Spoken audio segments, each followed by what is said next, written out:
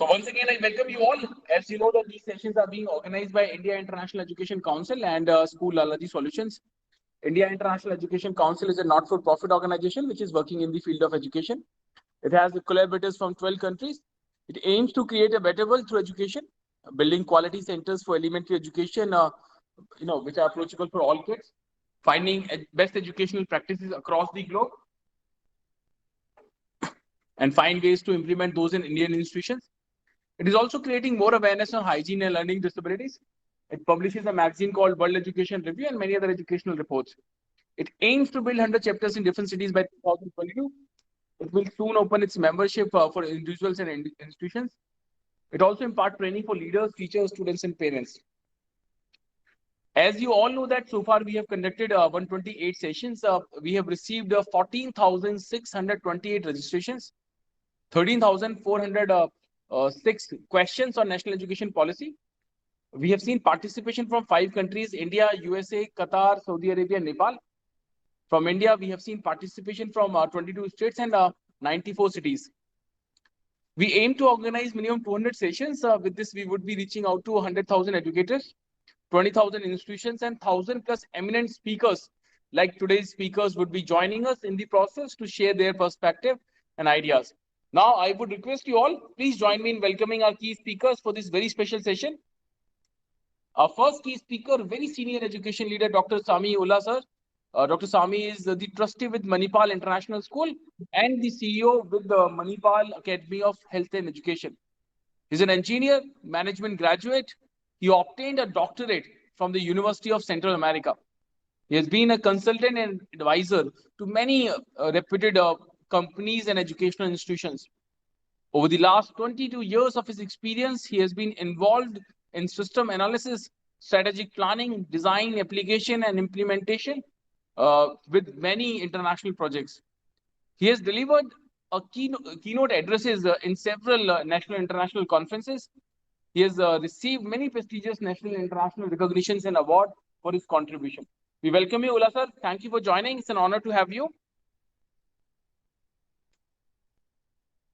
Our next key speaker, another very senior education leader, Dr. Anita Pant Sharma ji. Anita ma'am is principal with the Delhi Public School, Bhiwani, Haryana. She's an accomplished and passionate educationist with over 3 decades of experience in education. She's also proactively involved in the field of art, culture, music, environment, poetry, social work. She's a well-known academician par excellence. She's highly acclaimed for her futuristic vision and excellence in achieving curricular and extracurricular missions. She runs an NGO called Madad Gar, under which she has established 12 libraries in different villages of Haryana. We really appreciate that. She's also actively running a podcast at Spotify and a YouTube channel to share her thoughts. We welcome you, Anita ma'am. Thank you for joining. It's an honor to have you.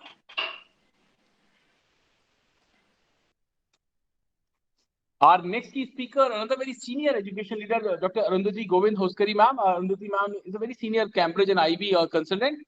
She's also the former principal with various prestigious Cambridge and IB schools. She's an eminent educationist with 35 years of experience, of which 21 years as principal director with various Cambridge and IB World schools. She's a PhD in education, MSc Geology, MA in English, and MAD. She's a multifaceted, multitasking, trained in international curriculum, pedagogy, and leadership. She's a trainer, motivational speaker, and a freelance journalist.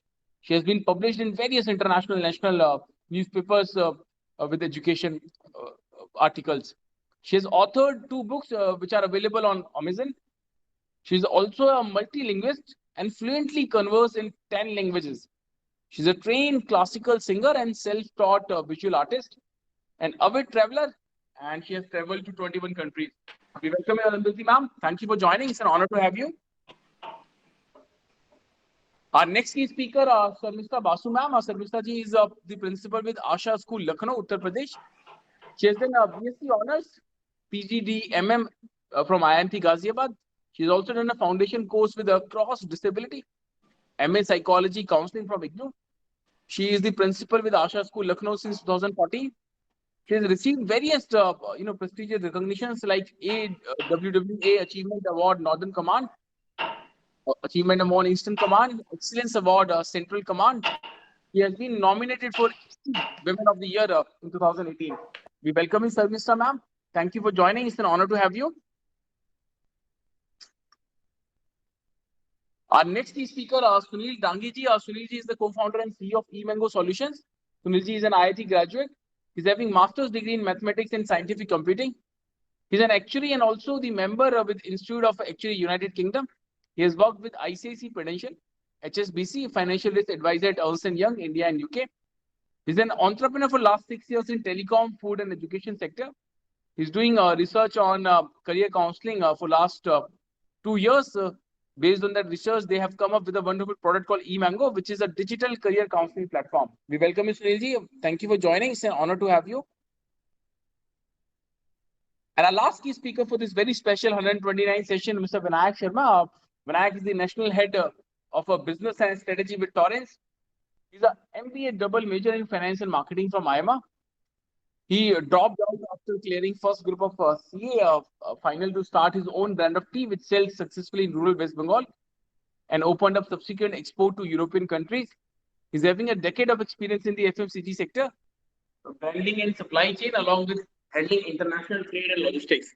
Since 2017, he has been involved in bringing an upliftment in the field of music education provided to schools across India through Torrens.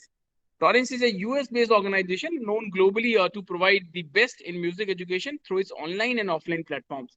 We welcome you, Vinayak. Thank you for joining. It's an honor to have you. So with this, we come to the next part of the session, which is the opening remarks. I would request all our key speakers, if we can have your 1 minute opening remark to begin the session and to set the tone for the session. I would request first Dr. Sami Ullah sir. Sami sir, if we can have your opening remark. Yeah, I'm audible. Good afternoon. You're audible, sir. Yeah, it's a pleasure to be part of this India International Educational Council event. And on behalf of Manipal Group of Schools, I thank the entire IAC team for organizing the program and giving me this opportunity to be part of this 129 session of leadership talks. Well, we are just getting out of the pandemic situation with the good news of vaccination happening across the country. Now we need to make use of this opportunity to reflect on the challenges experienced in the last 1 year. Hurdles such as lack of effective engagement with the students, lack of sense of connection with the students, and how to move on in the post-pandemic situation. I hope we as educators have a big role to play, I have to play for the sake of our nation and its future citizens. Yeah. Wonderful.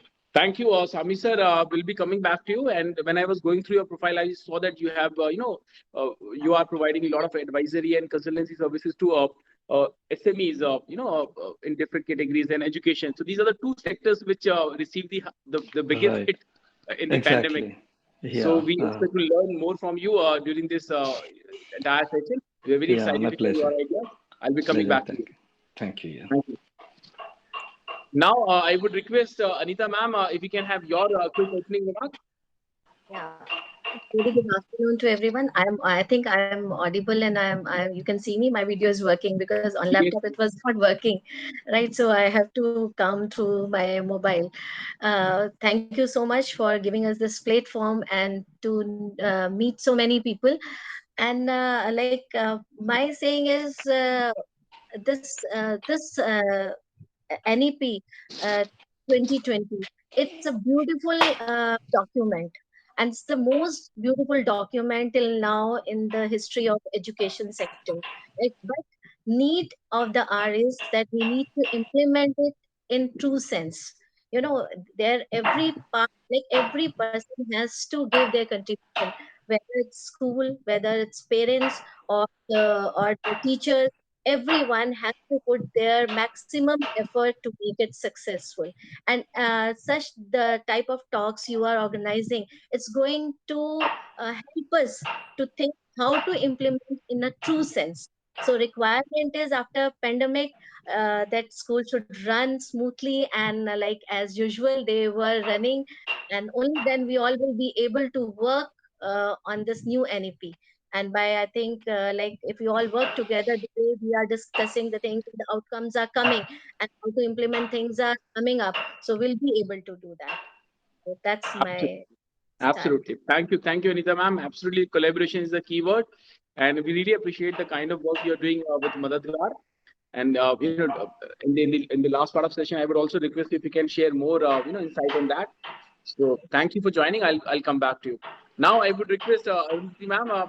Thank you, ma'am, for joining. May I request you for your opening remark, Arundhati ma'am? Yeah. A very good afternoon. First of all, thank you for inviting me over here. And, it's always, interactions like this enhance one's knowledge. So I'm eager to learn. I call myself a passionate teacher and a lifelong learner. So I look for every opportunity to learn something or the other. And talking of today's age, the 21st century, it is like an information age, technological age, and all the geographical boundaries have dissolved right now, I can say, and we are all so very well connected with each other and with the rest of the world. That is the beauty of our generation right now, what we are staying. So I would call this is the best time for humans to stay on this earth, and really we are blessed. So the entire perspective about life has changed, so the purpose of education and then your vision and its mission, this also has to change. So our goals in educating children are completely different now. We are looking at global citizenship. We are not just confining them to our town or district or state or country, but we are global citizens. So aim of today's education is to prepare children for global education. And in this direction, why I'm impressed with NEP is NEP is on par with this vision and this mission. Having worked and been working in this section of complete international education sector, I can very definitely and confidently say that NEP is a very, very well thought process they have gone through. Now we need to wait and watch how well it is going to be implemented. Thank you so much for calling me over again. Thank you, Arundhati ma'am. We all are very excited to hear your ideas. And you said like you are a lifelong learner. So these are the very common signs among all the great educators. They always say that we are here to learn, we are here to receive the knowledge. At the first sight. So thank you, Arundhati ma'am. I will come back to you. Now I would request Sir Mr. Basu ma'am, if we can have your opening remarks. Good afternoon, everyone. I would like to thank India International Council for inviting me as a speaker and giving me this platform. Today, I present before you the National Education Policy 2020 in context of children with disability. Although National Education Policy 2020 is being hailed as a path-breaking policy towards inclusion and meaningful education of children with disability, there exist some lacunas which need further clarity before it can profess to be inclusive in the true sense. To be fair to the National Education Policy 2020, it does address hitherto neglected domains of education like providing cross-disability special educators, creating school complexes, resource centers, device and technology-based tools, etc. There is a need to go further and recognize disability as a form of diversity rather than a deficit that needs to be fixed. Essentially, taking it from the present model to the right-based empowerment model. Thank you. Thank you, Sir Mr. Ma'am. That's very important area, and we all are very eager to learn more from you. In that area, I'll be coming back to you. Now, I would request Sunil Dangi-ji, sir, you can have your opening remark. Good afternoon, everyone. With new education policy, I'll be having a little different perspective that it has given extra wings to the child. That now they can choose the subject instead of choosing the stream, and one shoe doesn't fit all. So it's a beautiful thing. So I'll be discussing how technology can help to choose the right career in this more confusing. Of course, there is more things have been more right, but how the technology helps to choose the right career. I'll be discussing about that. Thank you. Thank you, Sunil-ji. I'll come back to you, and now I would request Vinayak Sharma. Vinayak-ji, if we can have your opening remark. Good afternoon, everyone. It feels really nice to be a part of this gathering. music has been laid special focus in NEP 2020, and I am coming from a music background, so I would like to discuss specifically regarding the how NEP 2020 wants music to be integrated into the education system, and take the discussion forward from that angle. Absolutely. Thank you, Vinayak. For that, I'll come back to you. Now, with this, we come to the second part of the session, next part of the session, which is the main talk session. Here, I would request all our key speakers to explain or share their ideas in detail. But before I invite our first speaker, Swami sir, I just would like to share the learnings which we have had during our last 128 sessions. During our last sessions, almost every participant shared that this is a wonderful document. This document has a potential to place India at that coveted position of Vishwa Gyan Guru. But almost at the same time, same number of participants share that this is going to be very, very difficult to execute. We have to be hopeful, we have to be positive, but this is going to be very, very difficult to execute. A lot of people said that finance is going to be a key concern area. Many educators who participated shared that teachers training is a great concern area. A lot of people also cited the example of CCE. It was also a wonderful document, but got failed due to poor execution. Many believe, and they explain, they share that teacher training is yes a concern area, but the bigger concern area is lack of intent among teachers to get trained. A lot of people also share their assessment that this pandemic has exposed the poor distribution of digital infrastructure our country has. That is going to be another challenge. Many people believe that good schools in urban areas, they are already implementing these ideas. Many of these ideas, the biggest challenge would be for the rural schools, budget schools or government schools. So I would request all our key speakers, while sharing your perspective, you are leaders, you are representing different parts of country. You have your experiences. I would request that while sharing your perspective, if you can also share some ideas, some solution, or some best practice which you have been doing in your school and your institution. So that would make this session more engaging, more useful, and we all can learn from each other. So with this, I would request our first key speaker, Swami sir. Swami sir, over to you. Yeah, thank you so much, Mr. Pratap. See, what you said is perfectly correct. NEP is 2020 is a policy. It's a guideline, and it's not mandatory. Let me begin with that. The whole education as such is a prerogative of a state unit, state departments. Now, using NEP as a guideline, as a Bible, the state government are supposed to design their own formats and systems and procedures. Yes, I absolutely agree with you. It's a wonderful document. I mean, we haven't seen such kind of documents in the history of education. But yes, implementing is a very big challenge. I have been with many forums, and we have addressed this particular part at why exactly it's a big challenge. So, anyways, my today's topic is not to dwell on that.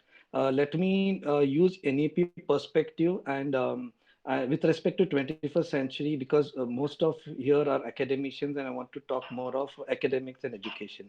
So maybe some other program we can discuss about the challenges NEP proposes. India is a very large country, and it's not as easy as what is laid out in NEP. But we most of us, if you see even in this forum or participants, I'm seeing we are more of private sector, and for us we have the luxury to be flexible enough to adopt the good points of NEP.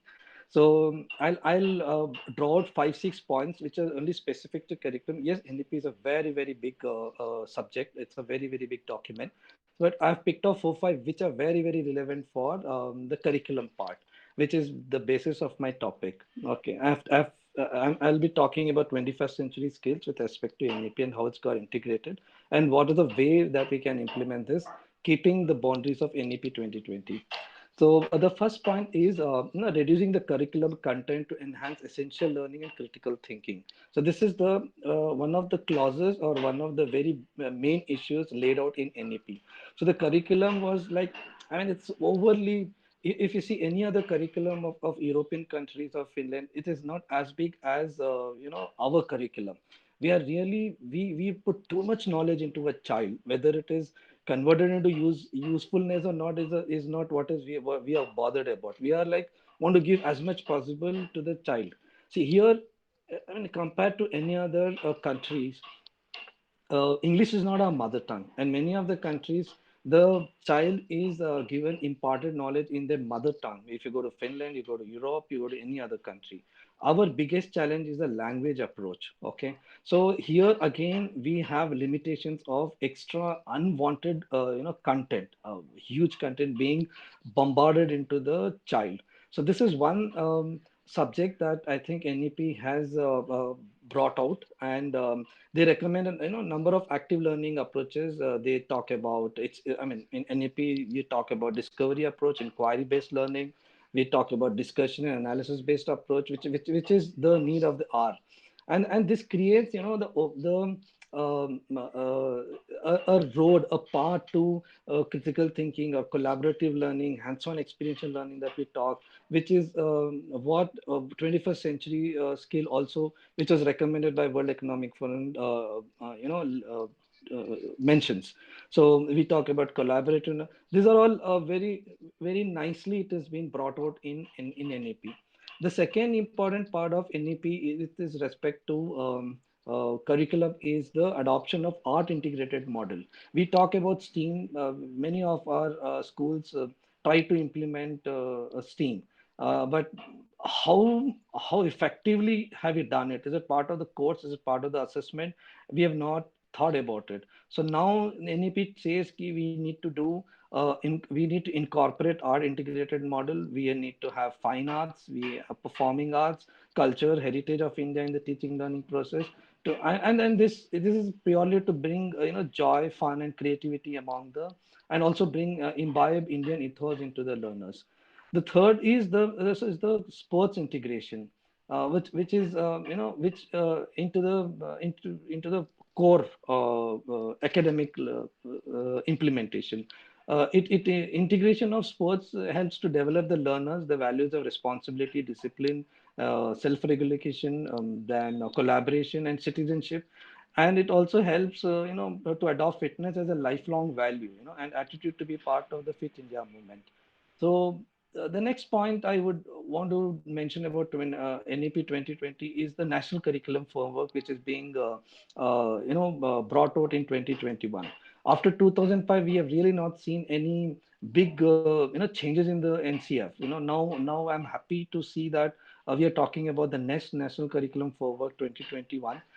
Which has which wherein NEP 2020 gets adopted, and in this we are talking about assessments, and we are talking about the National Test Agency to conduct examinations for undergraduates in science, humanities, languages, arts, and vocational subjects. So this it's a very happy sign. The not but not the least, it is vocational skills to be taught. We have to start training them in various vocational, be it coding, be it any other helpful from class 6 onwards, and that is to be become part of a teaching learning process. So and lastly, it's like there's no rigid separation between arts and science curriculum, meaning there will be not a huge difference between curriculum of any core subjects or music or any other subject. So these are broadly what NEP talks about in the 21st century, which also is part of the 21st century skill. So now it is like 21st century was not, whatever the skill process was not only limited to that big premium schools. It is also getting into the budget schools or maybe government schools. So the curriculum will be framed in such a way that we that our future students or future generations also get this best out of the education, and it will be more of less of knowledge and more of skill-based education. Now coming to the 21st century, how we need to implement and also make sure that we also are part of NEP is designing a kind of a personalized education system. A child, it's like what my co-panelist Mr. Sunil Danji said, one size fits all. It's not like that anymore. So it's outdated now. So our focus is in incorporating different styles of learners. So every learner is not the same. So students are no longer should not be forced to learn beyond their own understanding. Instead, teaching should be adjusted to help students understand, according to their learning styles. teachers are now expected to personalize their teaching methodologies and assessments, depending on the learning styles of each of the students, laying the foundation of student-centered learning. Or I mean, there are various learning styles clubbed with a fixed period of time, whatever of time we have, and personalization should be implemented. I know there are a lot of challenges, but that's where the creativity of a teacher comes up. So the key here is again the teachers. The teachers have to be trained. They have to be made. Uh, they have to change, and it's need of the hour. They have to make. How in pandemic every teacher, many of them were not digitally strong. They were not digitally literate, and how they had quickly adopted to become part of the digital learning teaching process. So this showcases that everyone in the education segment is ready to learn, but yes, maybe sometimes they have to be pushed.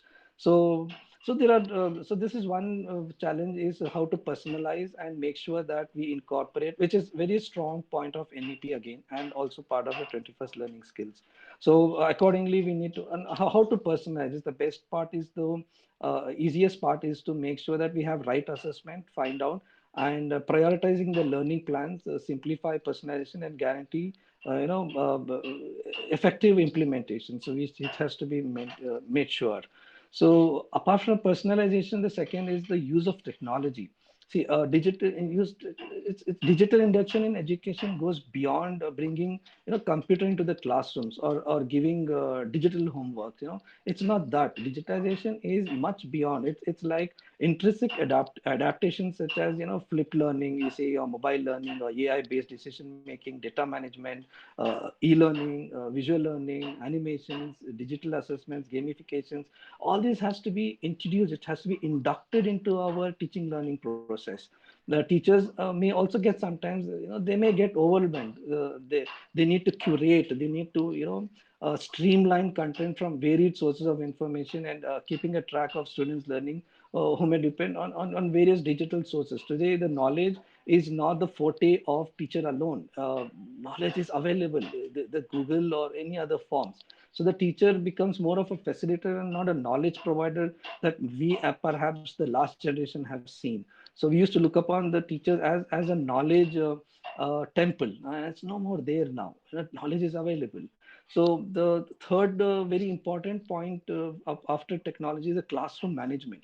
See, again, classroom management is not. It's often misunderstood. It's not simply controlling the class. It is about how teachers are required to ensure that their teaching strategies keep the students of different learning styles and behaviors from avoiding them to get distracted, and they're very organized, attentive, focused, and they're interested in the classroom learning. Of course, we have now two ways of learning now, online and offline. I have been part of many forums where we are talking about hybrid learning, online offline learning. But anyway, we all have found out a formula now how to implement. So we know we can go beyond the traditional classrooms. So how much beyond is that? That we need to define. So see, today we should understand students are not just passive learners now, like earlier. They expect to be part of active participant, and even in the class they want to be heard. They want to be they should be open to question, and the teachers are supposed to answer them. Okay, so if not, then we have to be candid enough to teacher to say yes, I'll get back, and teacher has to be open to learning. The next is the last point that I want to add quickly is the global awareness. So education today, is just not grooming child for the knowledge, survival, and career alone. We are creating future leaders. So here, and future leaders are global citizens. So we with an they have to be integrated, and approach of community, and the world has to minded international mindedness have to come into it. So teacher are expected to create global awareness in student, helping them understand the environment, social, culture, political, economic events. So all this has to be part of the teaching learning process, and we need to recognize this. This is a huge challenge, of course. It's not that easy, but we need to understand this. So, well, to conclude, teachers of the 21st century, or educators of the 20th century, are undeniably dealing with new challenges, but it is to be noted that they are not now they are now much more accountable, and for students overall development, laying the foundation for their lifelong progress. The challenges may have changed now, more so after this pandemic, but so have the resources and rewards. And with the constant new updates in the education sector, the teaching scenario may also go for a little more change, but it will be for better. So I hope I was able to provide a glimpse of what lies and Absolutely. how. Absolutely. Thank you so much. Thank you very much. Thank you. Thank you, Sami sir, for sharing these very strong and wonderful thoughts. You My talked pleasure. about the key highlights of NEP, the reduction in the curriculum, the focus on art integrated model. You also talked about the importance of vocational education and how it is going to create an impact. You also talked about it, your assessment that NEP is going to create an environment where we would be looking for less knowledge, more skills, and you also said that teachers are going to be key. They need to be empowered. They need to be trained, to execute it well. You also talked about, and many other, educators who have participated also shared similar views that teachers are not anymore, the knowledge temple, or the students are not coming to teachers for the information. They are coming to teachers for the perspective. There are far bigger sources available for information, and you rightly said, similar thoughts. So we all agree with you. You also talked about that we need to have more planning, for this hybrid and normal classrooms. We need to understand, in what capacity we are going to use both kind of tools. You also talked about that all students are curious, all learners are curious. We need to appreciate their curiosity. We need to encourage them to ask questions. In fact, you also made a very strong assessment that we should not prepare our students just for the survival thing. We have to prepare global leaders, and to achieve that, we need to inculcate a global perspective among them. We need to encourage them to look the world from that angle. So big thanks, Sami sir, for sharing these thoughts and My joining. pleasure. Thank Coming you. back to the questions, sir. Yeah, thank you so much. Yeah, my Thank pleasure. you. Come back to you. Now, I would request Anita Pant, ma'am. Ma'am, if we can have your ideas, your perspective, Anita, ma'am. Yes, I think NEP is the first education policy of 21st century that talks about the current state of outcome learning, like what we are facing in that, in education sector. We are teaching, children are mugging up, but there is not outcome based learning. So it is focusing on that. I'm very happy that NEP bought art integrated and music integrated and physical education integrated curriculum. It's bringing it now, and CBSE is inculcating everything, because being gold medalist in painting, you will hardly find any principal. So that when it came, and I was the most happiest person to see that at least art has been given its due place now. So like the way we have to integrate art, music, and that Vinayak said, he being coming from music background. So when my kids, they did, my children, like they did art gaming, and they were learning game art, and they were making games. They were in that field. So everyone asked me, why didn't your children do sciences and like mathematics? Being a principal, your kids are doing art, they're taking art as a main subject. Because I just saw that time their inclination towards music and their inclination towards art. And very proudly I tell you that one of my son is game designer, and the new game that has come, Sack Boys Adventure, is made under him, under his team, and his name comes on that, right? And my second son is a rapper. He's just 25, Seedhe Moth, and he's a rapper. So I'm very glad, these, like, I thought it was a vision for me 10 years back to bring such thing in curriculum, and where my kids were not getting that things, but I stood by them and I gave them that platform, and today they made it, and now the other kids are going to get this. So that's something, I'm so elated to see the changes that NEP is going to bring. Then I will just say that like I don't have much to say in that, because our main challenge is how to implement it.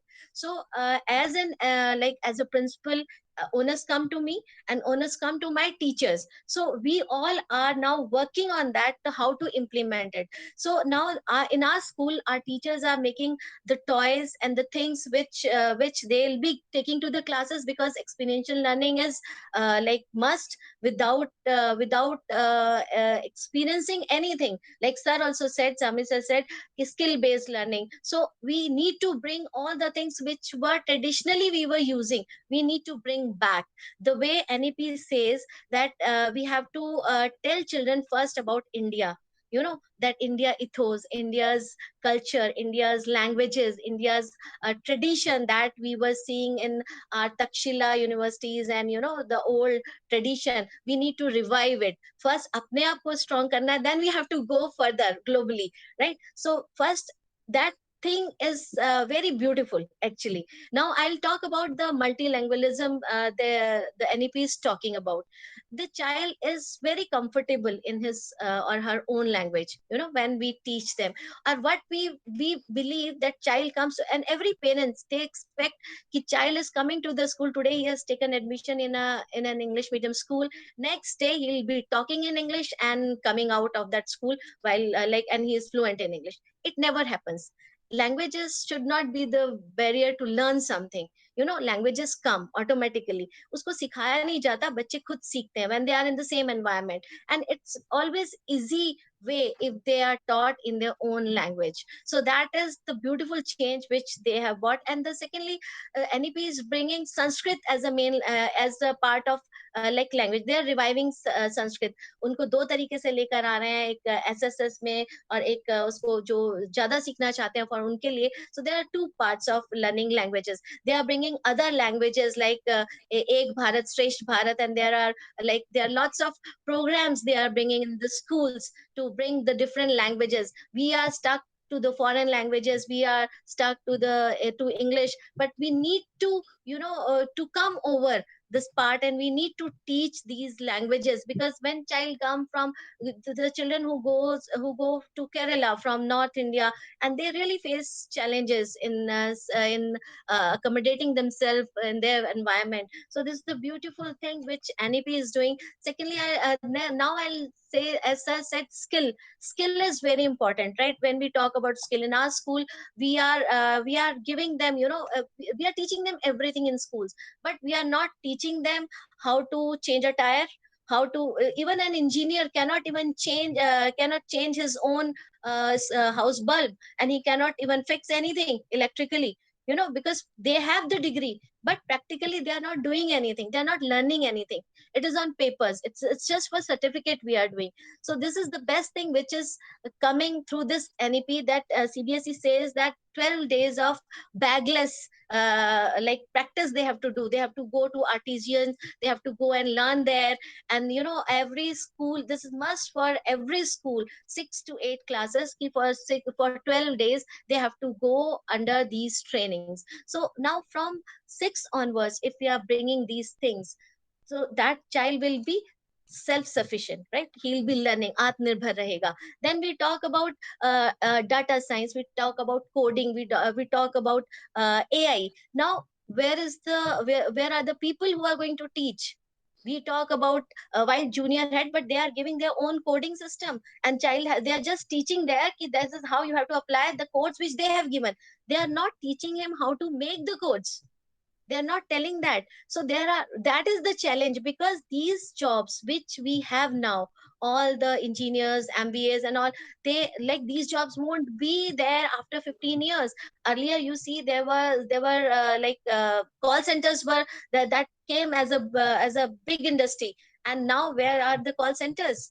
So same thing is that pandemic has if I say ki if I say the children are not technology learner, they know technology better than us, right? Even if I talk about villages or those areas, that area, in that area also children are much aware about the technology. If I talk about ki we are lacking anywhere, I don't think ki after pandemic we are lacking anywhere.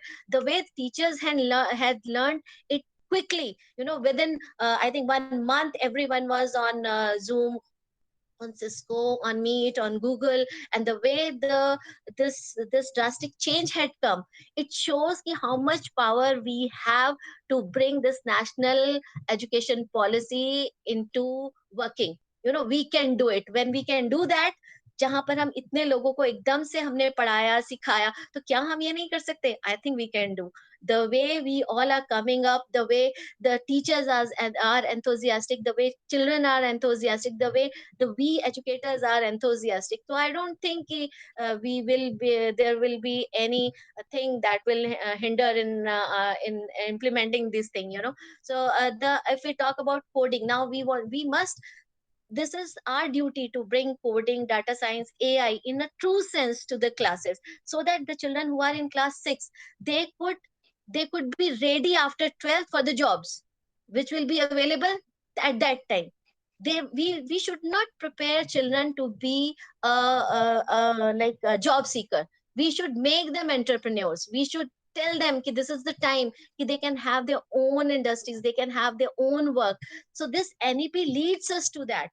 That leads now CBSE just had the toy fair, and I'm so glad in Panchkula region my school was one of that 4 schools which were chosen, and our teachers and children, they participated and they made the toys and they showed how to teach through those toys. So this is a change, and now if the child gets the order for that toy, so he himself can earn from now onwards. So we need to give them those perspective where they feel that yes, we can do something. It's not only mugging up now. We need to bring everything into skills. We have to teach them skill based learning and outcome based learning and experiential learning, and with lots of languages, music and art. And it is on teachers training also plays a very important part, because until unless we train teachers, they are not going to implement it, right? In a true sense, they few schools are doing it, and those schools who are doing it, they need to help others. They should be the leaders to guide them to implement, to help them to implement this NEP in true sense. And these all this technology that should be bought in the schools, and in like now, and parents mindset, that is very important. Because aaj bhi abhi CBSE says that NEP says that there will be a test in class 3rd, 5th and 8th. There will be a common test to know the outcome, what they have learned and what they have understood. Now what will go in the market? They'll say कि आपका board का exam है, 3rd maybe, 5th maybe, 8th maybe. Children will be made to learn, to mug up, just to prepare for the exam. So that mindset of the teachers and the parents need to be changed. Parents need to be counseled. Don't expect marks from them now, right? Just see what they are capable to, because sometimes parents, they expect too much from from a child. They don't see his true capacity to learn, or in what subject he is good at. What thing we just किसी चीज में, if he is good in one thing, no, we think इसमें कम है, तो we emphasize on the part where he is not doing well, rather than emphasize where he is doing already good. If we emphasize where he is good at, so he is going to achieve heights in that. So we need to change the mindset of the parents, of the teachers, and then only we'll be able to implement it in a true sense. So NEP is a very good document, very beautiful document. That again, the challenge is how to implement it. So with that, that is my viewpoint, a very common viewpoint, which I am not seeing in the, like, it's from heart, right? Whatever I'm saying, it's what I'm facing it and I'm dealing it with. Absolutely, absolutely. Thank you, Anita ma'am, for this passionate and I would say hard talk. You talked about it. This NEP is talking about conceptual based education system. So we all agree with you. In fact, a lot of other educators have also shared similar views that this NEP is making a very strong attempt to take our education system from that rote learning based to this conceptual based education system. You also made a very strong commitment. You said like onus is on the school leadership now. The policy is here. We all have the policy, but we have to execute it properly. You also talked about the importance of languages, and NEP's focus on the language is laudable. And in your assessment, it would strengthen our nationalistic, values. We also talked about the importance of skill education and how it would enhance the dignity of labor among our kids, among our learners, and how it would make our students, self-dependent or in true sense, Atmanirbhar. You also talked about that we should encourage our students, for exploring things, to test their ideas, to explore their ideas, or they should, go for entrepreneurship rather than just seeking the jobs. You also talked about the importance of training for parents, how they need to be trained so that they can manage their own expectations, from their kids. So big thanks, Anita ma'am, for sharing and, joining. I'll be coming back to you with questions. Thank you, ma'am. Now, I would request Arundhati, Govind ma'am, Arundhati ma'am, if you can have your ideas. Thank you so much. So today I will be sharing my views on putting it into practice. That's the topic, curriculum and pedagogy, how to achieve holistic, integrated, inclusive, enjoyable, and engaging learning. It's a very, very powerful statement. Actually, 1968, the first time when the Kothari Commission also came out, it had beautiful ideas. Somehow it was not implemented. Anyway, I don't want to go back into the history of NEP that everyone is aware now, and this document is very widely studied. Even the viewers are aware. But after 35 years, this policy was very much needed, I would say. So on 29 July 2020, the cabinet approved this policy, and it has a great vision and mission, as every speaker has acknowledged, with the clear roadmap to implement it. Even they have given the roadmaps, what will happen in 2022, what will happen in 2030, everything is clear. Now, again, the big challenge is implementation. But let me say, it is a product of 5 years of hard work, which is not an easy task. Actually, it's a very realistically made, and once it is realized and implemented, it could bring old-phase changes in the entire Indian education system, I would say. And a lot of research and thinking has gone in drafting this policy. Different international curricula have been studied in detail. And, lot of views were collected from all the stakeholders. Like, it's not just owners of the school or the government, who are the stakeholders? There are a lot of them in the ecosystem of school and college education. It is not just the parents or teachers or school management, but there is a state government and central government, and districts are involved, NCERT, SCERT, and so on. So in 2019, public opinions were collected, and then this policy at last came into existence.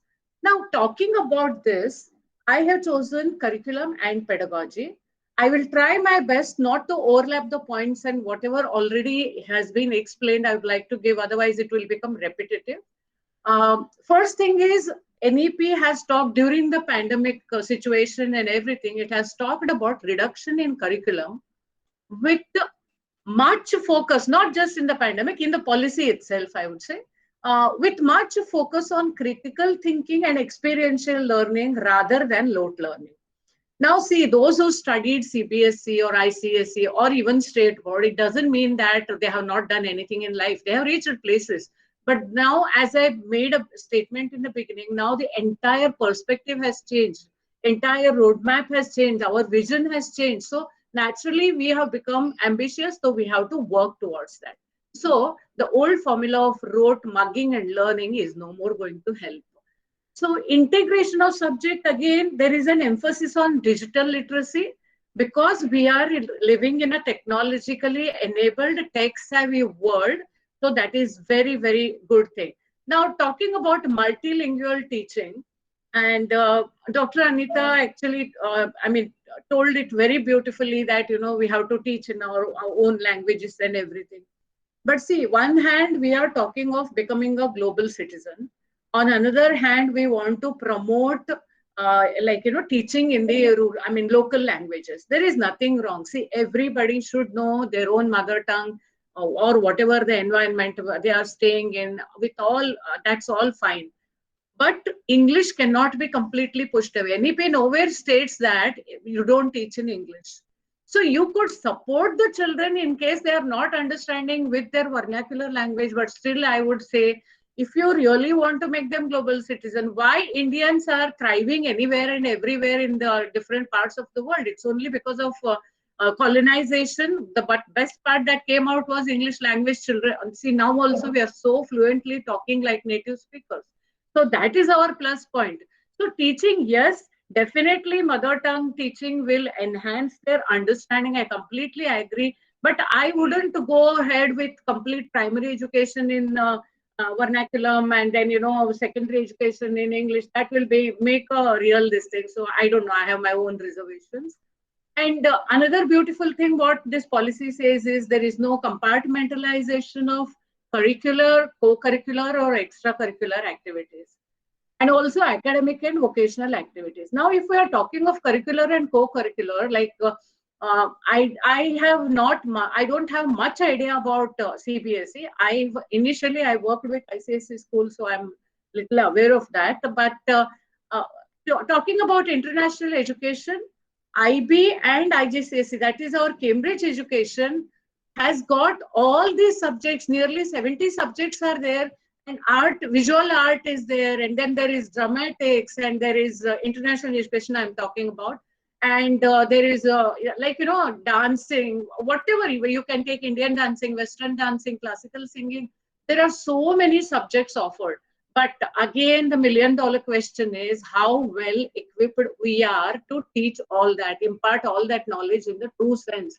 So that if we are focusing completely on music, as the earlier speaker said, her children are lucky, they could achieve something in that. But for that, each and every school, is it going to be so well prepared to make it their occasion, make it their profession? That is another thing we need to see. But definitely we have to, I myself am, I'm like self-taught visual artist. I've given my shows. I'm into music also. I love all these things. But this is again another amalgamation in a mainstream is a very good thing. But again, we have to see the implementation.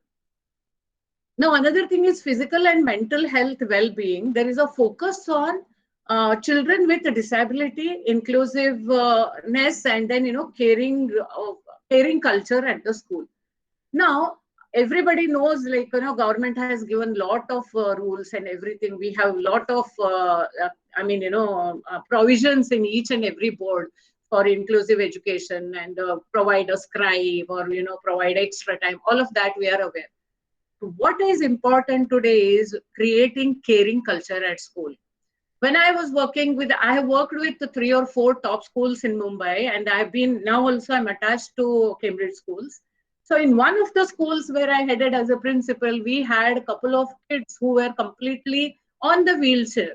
And trust me, the kid was so much taken care by the classmates only. There was no difference in accepting, because I used to conduct a lot of sessions with these kids, especially his classmates and other people, not to look at the child with sympathy. Nobody wants your sympathy. Be empathetic.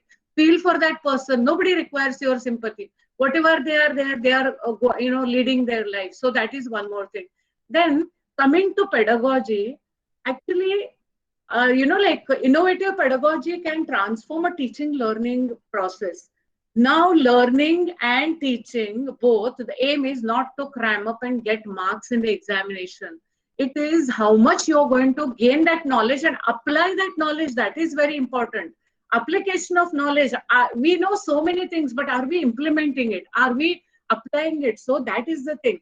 And freedom to choose the subjects, of course, that is a very great thing. Already it's happening in Cambridge schools.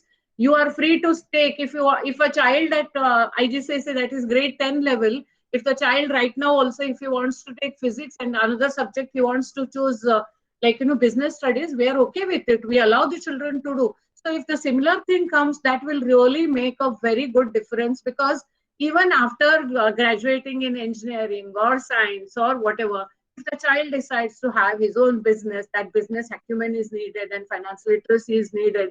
So business studies and economics and all these things will definitely help them. So it is no more learning one science stream, one commerce stream, one art stream. There is no compartmentalization. You can mix and match and take according to your passion and according to your dreams, what you really want to realize. as I said, if a child becomes if a child is learning music along with all other subjects, he becomes a graduate. That music will help him in coming out with, all the pent up emotions and stress, and that's going to do great things for him. And digital textbooks is another area where that is very much welcome in this. And in Cambridge, there is a concept of core and extended syllabus. Core is for people who are willing to get only up to 60%. So we recommend that. Otherwise, it's an extended one where you can get 100%, 100. So similar concept is brought over here. So I'm really, really very happy about it. Now, other curriculum parts, I'm not going to discuss too much because they have been covered by Mr. Samiullah, then, Ms. Anita, Dr. Anita. So I don't want to take up too many things, but what I have done and what I have believed, I will quickly summarize in 2 minutes.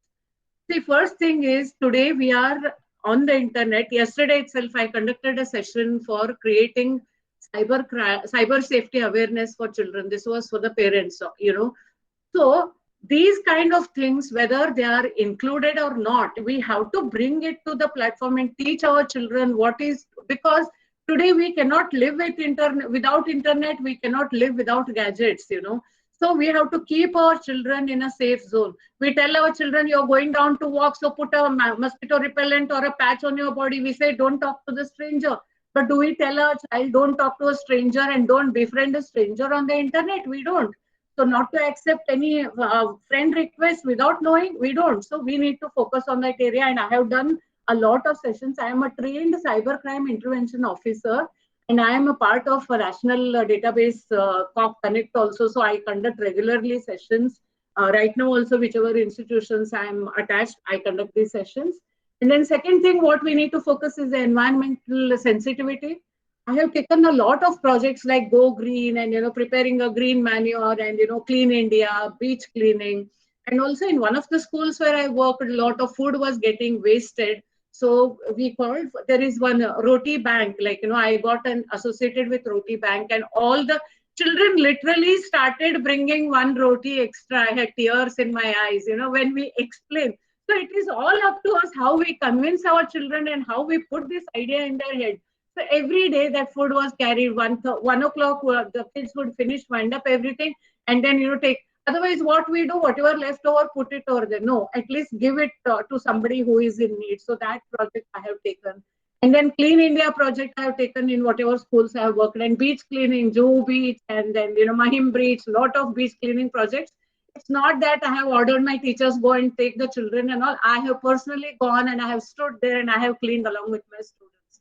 Then when we start doing this, then, the children will understand, okay, there is value something over here.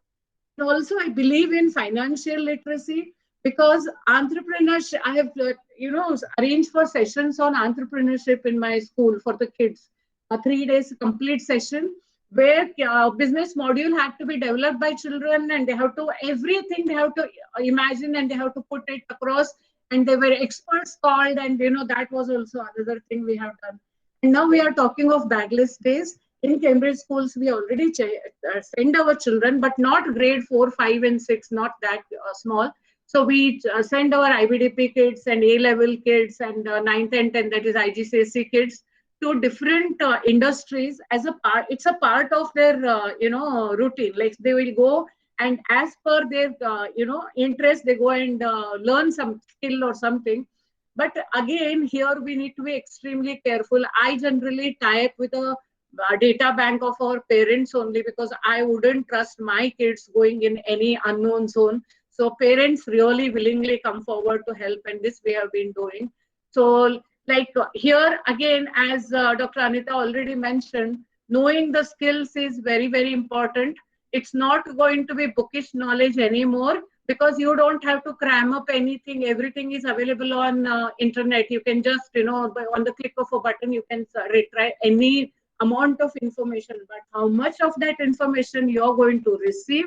What are you going to trust? First thing, we have to tell children which sites are good, which are not good, what is to be trusted, what is not to be trusted. And don't keep on forwarding the, all unnecessary messages which you yourself don't want to read. So all these kind of education, it's a very passionate journey to educate children is a very passionate journey for me, and that's how I have been. So I mean, you mentioned that you tell what you are doing, so that is why I focused more on that, because otherwise everybody has studied the policy, and I've taken a very detailed, I mean, webinar on the entire NEP also. So thank you very much for calling me, and Thank you. Thank you, Aditi ma'am. I really, really highly appreciate the way you explain these practical thoughts. We really appreciate that, ma'am. You shared your assessment that policy is a clear and strong roadmap for future. It is offering some desired flexibility as well. It's a document. It is a vision document. You also talked about the importance of mother tongue, but you also cautioned that we should not dilute the importance of English. English is a language which is making India a global power. You also talked about the importance of creating a culture of empathy, and how it can bring the desired change. You also talked about the important thing is the application of knowledge, not the knowledge alone. You also, shared the important highlights from NEP, be it digital textbook, flexibility of subjects, how it is going to create impact. You also talked about the importance of experiential learning and why the involvement of leadership, is important here. You also talked about the importance of entrepreneurship, backless days. You also shared one very important assessment that proactive involvement of parents is very, very important. And I really appreciate that when you said that you use that parents database. Lot of school during this session we have spoken with, in our rough assessment, I believe 99% schools don't maintain any database from the parents, like what they are professionally doing, what are their skill sets, how they can be utilized for their school or their other students. So many schools. During these sessions, we have realized they are not maintaining that, and many schools have accepted that they should do that, and they have started doing that. This parents are the biggest resources, and they are freely available, and they are always willing, as you said, like parents are always willing to contribute. So big thanks, Arundhati ma'am, for sharing these wonderful and practical ideas. I'll be coming back to you with questions. And you have 10 languages, so English, Hindi, Punjabi. What are other 7, ma'am? You are on mute, ma'am. You are on mute, ma'am. all right. I speak Sanskrit, then English, Hindi, Marathi, Bengali, Kannada, Tamil, Telugu, and Bhojpuri. Wonderful. Wonderful. No I don't- foreign language here, right? Everybody asks, Spanish I know. Everybody asks me, like, how do you know so many languages? So I jokingly say, maybe my soul has taken birth in different parts of India and I have absorbed. Absolutely. Put me in any environment for 1 month, I'll speak. My challenge, I will speak better than the native speaker. Wonderful. Bhojpuri, I am teaching online also to people. I am not born Bhojpuri. Great. So you are a template, I would say, ideal template for all the educators. So we all have great things to learn from you, ma'am. I'll be coming back to you. I'll be coming back to you with questions. Thank you. Thank you so much. Now I would request Sir Mr. Basu, ma'am. Ma'am, you are going to talk about very important area. We all are very eager to hear your ideas, Sir Mr. Ma'am. Thank you very much. I request permission to allow me to present my screen. Yes, ma'am. You can do that.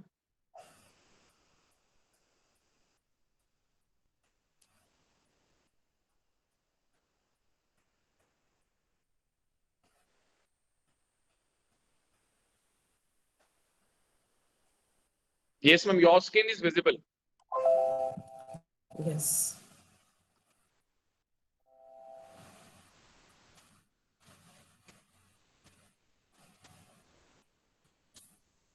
So good afternoon once again. Like I said, I'm going to speak on National Education Policy 2020 in context of the children with disability. So first we have to understand what do we mean by barriers to meaningful education of children with disability. So they could be the discriminatory attitudes, lack of accessibility in school. When I said discriminatory attitude, it could be at home itself or in the school, by the teachers, by the principal, by the peers, or parents of the peers, or even their own parents who discriminate between the disabled child and the non-disabled sibling. Lack of accessibility in school would encompass the physical barriers, the communication barriers, the technological barriers, etc., etc. Lack of teachers who are trained across disability special education, and the education system and the education policy itself. So what does the NEP 2020 assert? It promises non-discrimination in schools, accessible infrastructure, reasonable accommodations, individualized supports, use of Braille and Indian Sign Language in teaching and monitoring, provision for recruitment of special educators with cross-disability training, incorporate disability awareness within teacher education.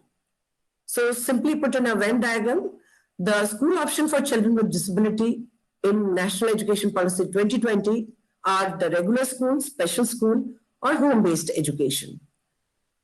Now, the National Education Policy 2020 for schooling of children with disability is in consonance with the RPWD Act of 2016 as well as the RTE Act of 2009, which says that children with benchmark disability shall have the choice of a regular or special school. So it is easier to understand diagrammatically that children with benchmark disability can opt either for the regular school or for the special school. Now, what about the children with multiple and profound disability? The NEP says resource centers in conjunction with special educators will support the rehabilitation and educational needs of learners with severe or multiple disabilities. It will be easier to understand in a diagram. That is, a resource center along with the special educator will help the children with multiple and profound disability achieve their educational and rehabilitation needs, and also assist the parents and guardians in homeschooling. So home-based education will continue to be a choice available for children with severe and profound disabilities who are unable to go to school. So where is the shortcoming? While the NEP has focused on creating accessible buildings and classrooms and individualized support towards full inclusion, however, it suggests homeschooling for rehabilitation and educational needs of learners with severe or multiple disabilities, instead of making school and classroom more accessible and inclusive for children with additional support needs. Let's look at the other side of homeschooling. So homeschooling is legal and prevalent in many countries such as Australia, Canada, New Zealand, UK, Mexico, Chile, and US. Now, when I say it is legal, what I mean is it's legal and prevalent for both the disabled children as well as the non-disabled counterparts. But the NEP 2020 speaks of homeschooling only in the context of rights of person with disability and does not provide this option to the non-disabled students. So this reeks of discrimination that it is a charitable model for the children with disability and not the right-based empowerment model for them. The status of special schools is in a chaos because the NEP does not specify whether the special schools will continue to be regulated by the Ministry of Social Justice and Empowerment or by the Ministry of Education as all other regular schools. And if it does continue with the Ministry of Social Justice and Empowerment, there are no clear guidelines around the quality, curriculum, certification, or infrastructure of the special schools. The NEP purports that the information in public domain about the infrastructure, resource, and academic standards of regular school will convert them into vibrant institutions of excellence. But it does not say anything on such lines for special schools. And it is unlikely to have publicly available information about the infrastructure, resources, and academic standards in special schools. The NEP also pushes for Indian Sign Language to be standardized as a language for teaching deaf children. NIOS, that is the National Institute of Open Schooling, will develop high-quality modules, teach sign language, and to teach other basic subjects using Indian Sign Language, quote unquote. So to understand it more simply, Indian Sign Language will be standardized by the Indian Sign Language Research and Training Center, and capacity building will be done by Indian Sign Language Research and Training Center and NIOS. Now, where is the shortcoming once again? It is not clear whether this is going to apply to the schools for deaf, which often will find that schools for deaf children prefer auditory verbal therapy, speech therapy, lip reading, etc. over teaching just sign language. Standardization of the Indian Sign Language would have been a valuable language system for all students. Again, not just for students with hearing impairments. So again, we are talking about a charitable model for the disabled children and not an empowerment model. Now coming to the teachers' education program. This is a very nice step taken in NEP 2020. So if you are a student of B.Ed, pedagogy for children with disability will be included in the curriculum. Now, if you have already acquired a degree in B.Ed, shorter post-B.Ed certification will be done for specializing in teaching of students with disability. And in case you are already working as a teacher, in-service teacher education program for imparting knowledge to teach children with specific disabilities, and capacity building of alternative school teachers for teaching school subjects. Now, educators, if I put it more simply, NEP proposes to provide short-term specialization courses to teach children with disabilities, modules on teaching children with disabilities within existing programs. Also, a very refreshing addition is that teachers will be provided greater autonomy in selecting pedagogical tools relevant to the classroom context, and also they don't have to perform non-teaching tasks such as election duties, vaccination campaign, cattle census, etc., and therefore they'll be having more time on hand to actually teach what they have come to do, that is teaching the children, especially the child with disability, in their classroom. Also, teachers will be trained to recognize and identify disabilities, particularly specific learning disabilities. Now, the shortcomings I'll discuss under two headings: the special educators and the inclusive classroom teachers. The policy does not prescribe regularizing the special educators as teachers, but views special education as a specialization for general teachers.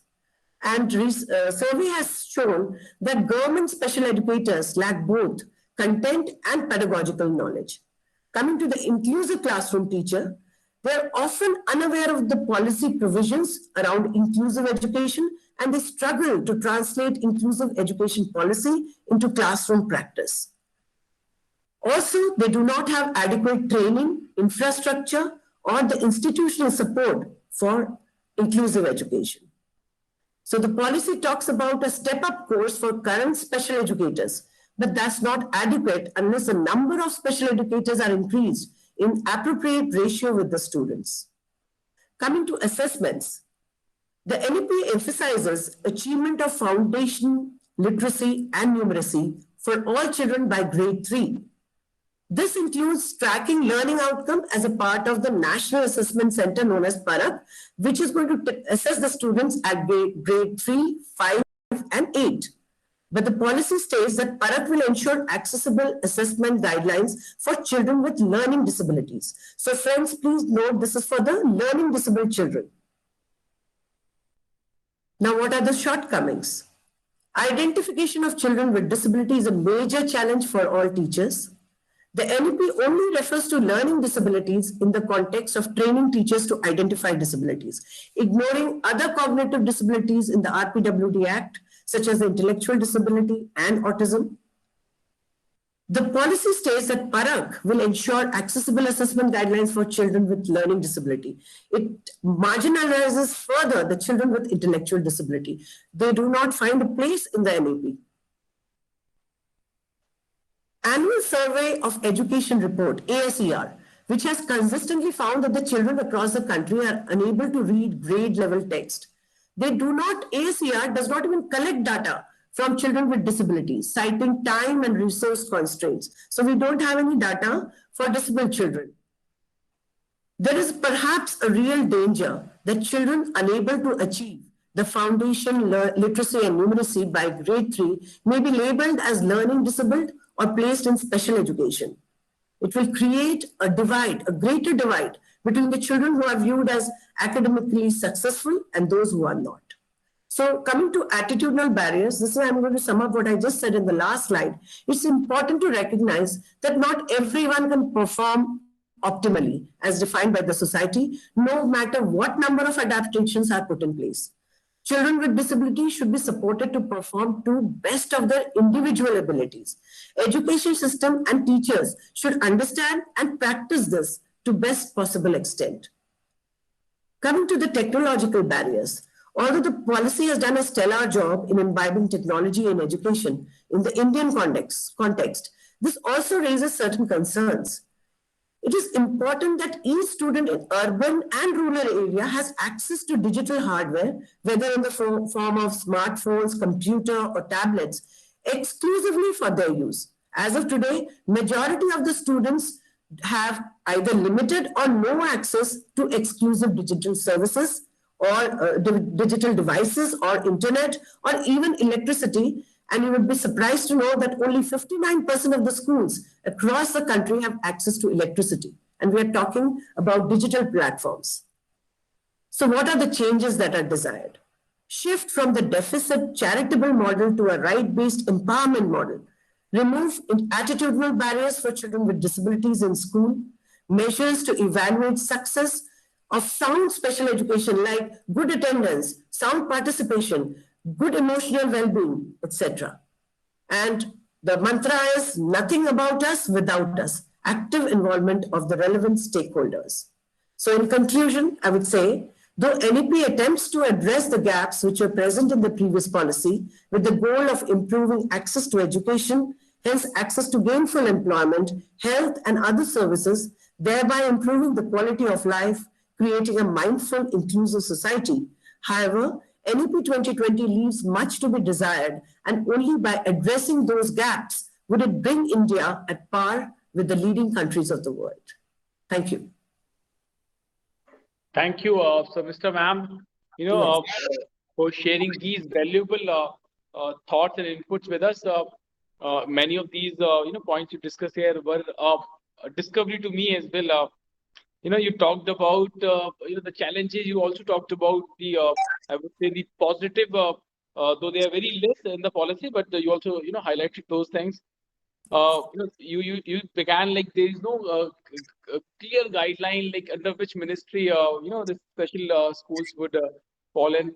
You also talked about, the different options for disabled students, students with disability, and how their limitations and their strengths.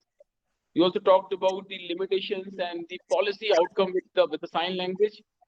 The positive thing the policy is talking about sign language. They are making an attempt to provide some standardized content training to educators, but there are some limitations as well. Policy. You also talked about NEPs talking about empowering educators with short-term courses. It is also creating modules and teaching children with different disabilities. You also talked about shortcomings in the same area, that it does not recognize a special educator, even a teacher. So that is a very, I would say, disturbing fact. And you made a very, I would say, I'm sure like you all educators know that, but I did not know that. ASSET did not, don't take the data, don't even collect the data from students with disability. That's very, I would say, a disturbing fact which has been revealed to me just today. You also talked about the lack of infrastructure we have in our country, so that we all agree with you, ma'am. And you made a very strong line that applies to everyone, not with these special students. Nothing about us without us. So big thanks, Mr. Ma'am, for sharing these very, very, very valuable points. I'll be coming back to you with questions. Thank you, ma'am. Thank you. Now, with this, I would request Sunil Dangiji. Sunil sir, over to you. If we can have your thoughts and ideas.